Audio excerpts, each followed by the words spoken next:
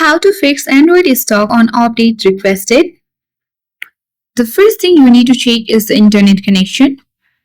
Make sure that your internet connection is stable and connected well.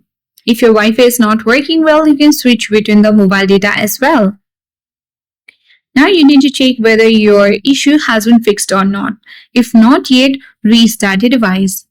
Hold on the power button on your device and then you can easily slide towards restart or reboot. It will help us to fix different kinds of glitches and bugs on your device. Now open settings on your device. Tap on the search bar and check for the update of your software. Sometimes not updating your software also creates the update requested stock on your Android device. You need to wait patiently and search for software update, open it, and if you find any updates, tap on download and install. But mine is already up to date.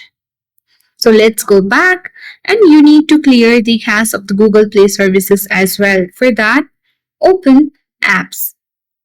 Select app management.